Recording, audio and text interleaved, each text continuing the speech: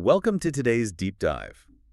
So when you hear the word torpedo, you probably picture a metal cylinder, right? Yeah, like speeding underwater to blow up a submarine or something along those lines. Exactly. But the weapon didn't actually come first.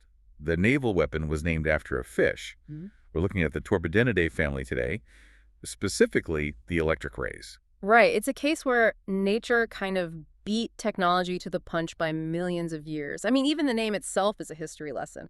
It comes from the Latin root torpedus, which translates to numbness or sluggishness. Which is exactly what you feel if you're unlucky enough to step on one. Mm. Our sources dive into how these things are essentially swimming power plants.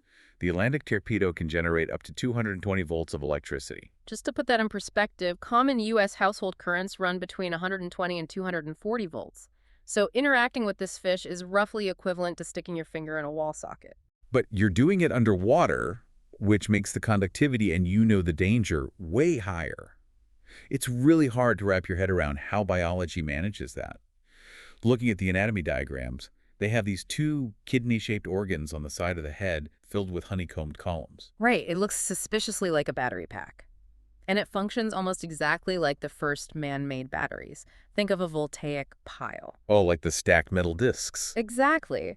Inside those organs, the cells are stacked in series one on top of the other to build that massive 220-volt potential.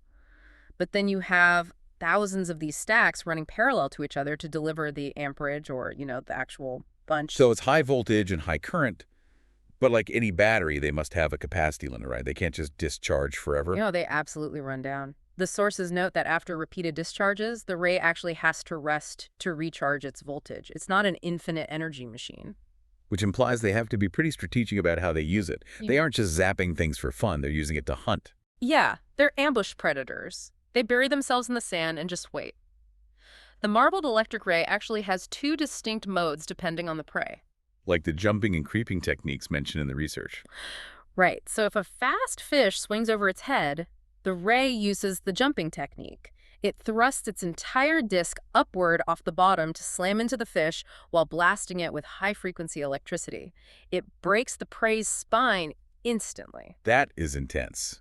And for the slower prey. They use a creeping mode. They gently flutter their disc to create a suction current, pulling the prey closer inch by inch while stunning it until it can just be inhaled. That is deviously clever.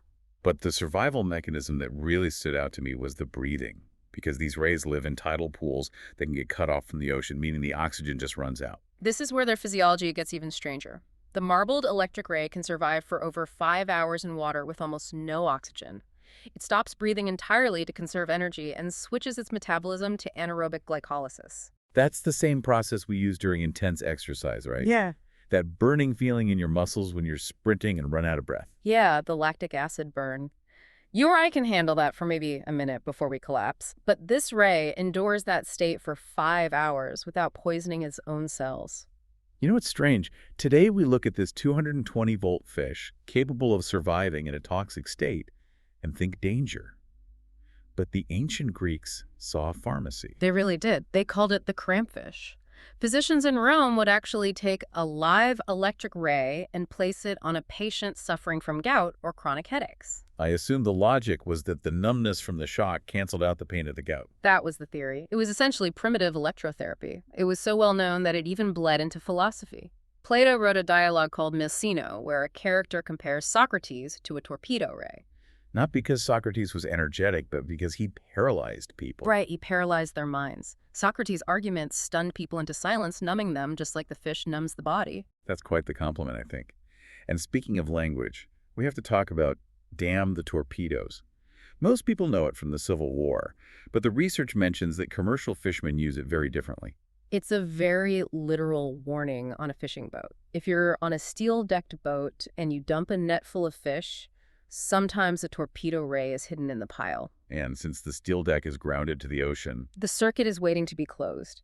If a fisherman is barefoot on that wet steel deck and steps on the numb fish, the current travels straight through them to the ground. It's apparently an unforgettable experience. it really makes you rethink what's hiding in the sand.